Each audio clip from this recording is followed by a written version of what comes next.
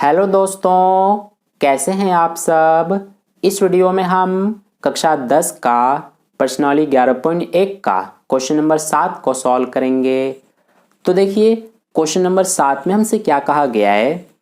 एक समकोण त्रिभुज की रचना कीजिए जिसकी भुजाएं कर्ण के अतिरिक्त 4 सेंटीमीटर तथा 3 सेंटीमीटर लंबाई की हो। फिर एक अन्य त्रिभुज की रचना कीजिए जिसकी भुजाएं दिए हुए त्रिभुज की संगत भुजाओं की 5/3 गुनी हो।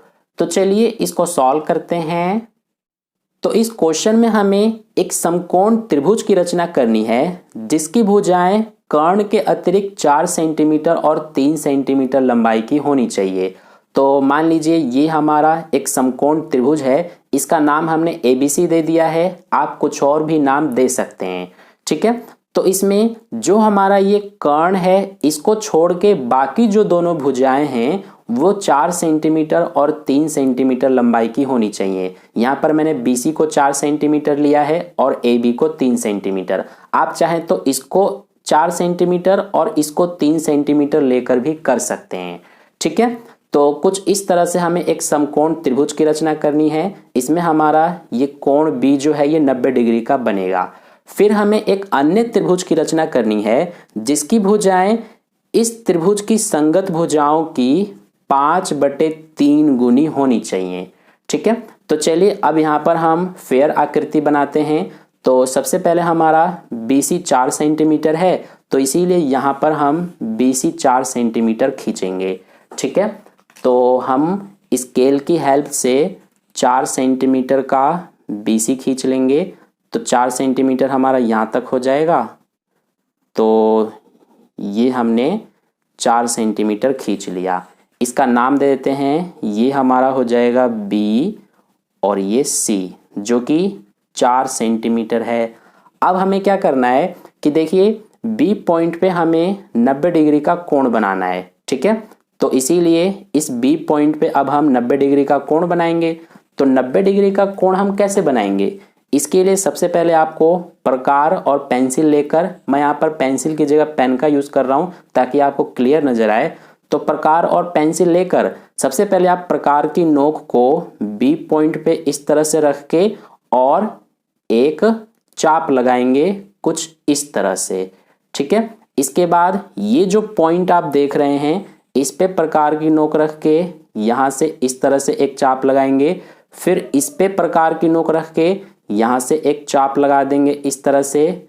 फिर यहीं पे प्रकार को रखे रहने देंगे और यहाँ से इस तरह से एक चाप लगाएंगे। फिर इस पे प्रकार की नोक रख के यहाँ से एक चाप लगा देंगे।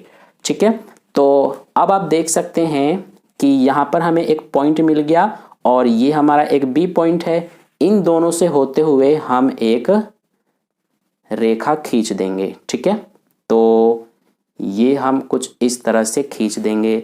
अब आप देख सकते हैं कि ये हमारा यहाँ पर 90 डिग्री का कोण बन गया। तो ये जो हमने खींचा है इसका नाम दे देते हैं Y, यानी कि BY। ये हमने एक किरण खींच दिया। अब हमें क्या करना है कि ऊपर देखिए यहाँ पर हमें एक पॉइंट A लेना है और हमें 3 सेंटीमीटर AB लेना है। तो इसीलिए अब हम क्या करेंगे कि जो हमारा ये BY किरण है इस पर हम 3 सेंटीमीटर का एक चाप काटेंगे। ठीक है, तो इसके लिए सबसे पहले हमें क्या करना है कि प्रकार को 3 सेंटीमीटर तक खोलना है। तो यहाँ पर स्केल और प्रकार से हम इस तरह से प्रकार को 3 सेंटीमीटर खोलेंगे। अब इसके बाद B पॉइंट पे प्रकार की नोक रखकर इस तरह से एक चाप लगा देंगे। ठीक है, तो अब देखिए यहाँ पर हमें ये एक पॉइंट मिल गया। इस पॉइंट का नाम हम दे देंगे A। अब इसके बाद A और C को हम ज्वाइन कर देंगे। तो यहाँ से इस तरह से हम A और C पॉइंट को ज्वाइन कर देंगे। तो ये हमारा त्रिभुज ABC बन गया, जिसमें हमारा ये जो AB है ये कितना है 3 सेंटीमीटर, BC हमारा 4 सेंटीमीटर। ठीक है, अब हमें क्या करना है कि एक अन्य त्रिभुज की रचना करनी है जिसकी भुजाएं इस त्रिभुज ABC की संगत भुजाओं की 5/3 गुनी होनी चाहिए। ठीक है, तो आगे का प्रोसेस तो आपको अच्छे से पता होगा। क्या करते हैं अब हम सबसे पहले कि जो हमारा ये B पॉइंट है इससे हम नीचे की ओर एक किरण खींचते हैं न्यून कोण बनाते हुए। तो यहाँ से हम इस तरह से एक किरण खींच लेंगे, इसका नाम दे देंगे हम x। तो bx ये हमने एक किरण खींचा। अब देखिए ये जो हमें अनुपात दिया गया है इसमें बड़ा क्या है, बड़ा ये 5 है। तो इसीलिए इस bx पर अब हम टोटल 5 चाप लगाएंगे। तो इसके लिए आपको प्रकार को कितनी भी दूरी का खोलना है, मैं इतनी दूरी का खोल रहा हूँ। और सबसे पहले बी पॉइंट पे प्रकार की नोक रखेंगे और ये पहला चाप लगाएंगे। पहले वाले चाप पर प्रकार की नोक रखेंगे, ये दूसरा चाप लगाएंगे। इसी तरह से ये तीसरा, इसके बाद ये चौथा और ये लास्ट हमारा 5वां। ठीक है, अब इसके बाद जो हमारे ये पॉइंट है, जो ये चाप है, इनके नाम लिख देते हैं। ये B1, B2, B3, B4 और ये लास्ट B5। ठीक है, अब इसके बाद क्या करना होता है हमें कि जो ये अनुपात दिया है इसमें नीचे देखते हैं क्या है, तो नीचे 3 है। तो इसीलिए इस तीसरे वाले पॉइंट से C पॉइंट को हम मिला देंगे। तो इस तरह से हम जो हमारा ये तीसरा पॉइंट है इसको C पॉइंट से मिला देते हैं। अब इसके बाद क्या करना होता है हमें कि देखिए कौन सा बच गया, ऊपर वाला 5 बच गया। तो इसीलिए इस 5वें वाले पॉइंट से हमें इस B3C रेखा जो है इसके समांतर यहाँ से एक रेखा खींचना होता है। ठीक है, तो इसके लिए सबसे पहले हमें इस BC को आगे तक बढ़ाना पड़ेगा। तो इसको सबसे पहले हम आगे तक बढ़ा देते हैं। तो ये हमने बढ़ा दिया। अब इसके बाद देखिए इसके समांतर हम यहाँ से कैसे रेखा खींचते हैं। इसके लिए सबसे पहले आपको प्रकार को लेना है और इस B3 पॉइंट पे प्रकार की नोक रख के इस तरह से एक चाप लगा देना है। फिर इतना ही खुला रखेंगे और B5 पे प्रकार की नोक रखेंगे और यहाँ से भी इस तरह से एक चाप लगा देंगे। अब जितना हमारा ये वाला कोण है उतना हम प्रकार को खोलेंगे। तो ये आप देख सकते हैं कि जितना हमारा कोण है उतना हमने ये प्रकार को खोल दिया। अब इतना ही खुला रखेंगे और जो ये वाला पॉइंट है इस पे प्रकार की नोक रखेंगे और यहाँ से इस तरह से एक चाप लगा देंगे। अब यहाँ पर हमें ये एक पॉइंट मिल गया और ये एक पॉइंट है, इन दोनों से होते हुए हम एक रेखा खींच लेंगे। ठीक है, तो कुछ इस तरह से हमने खींच दिया। अब देखिए ये हमारा रेखा जो है इसके समांतर बन गया। यहाँ पर एक पॉइंट है, ये पॉइंट हमें मिल रहा है, इसका नाम लिख देते हैं C'। ठीक है, तो ये हमारा हो गया। अब इसके बाद अगला काम क्या होता है कि जो ये AC हमारा रेखा है, AC जो ये भुजा है, इसके समांतर C' से हम एक रेखा खींचते हैं। ठीक है, तो ये भी हम इसी तरह से करेंगे जैसा हमने इसको किया था। तो सबसे पहले हम प्रकार को लेंगे, C पॉइंट पे प्रकार की नोक रखेंगे और इस तरह से एक चाप लगा देंगे। ठीक है, फिर इतना ही खुला रखेंगे और C' पे प्रकार की नोक रखेंगे और यहाँ से भी ऐसे एक चाप लगा देंगे। अब जितना ये कोण है उतना हम प्रकार को खोलेंगे। तो देखिए ये हमारा जितना कोण है उतना हमने खोल दिया, इतना ही खुला रखेंगे और इस पॉइंट पे प्रकार की नोक रखेंगे और यहाँ से ऐसे एक चाप लगा देंगे। अब इसके बाद ये देखिए यहाँ पर हमें एक पॉइंट मिल गया और ये C' एक पॉइंट है। इन दोनों पॉइंट से होते हुए हम एक रेखा खींच देंगे।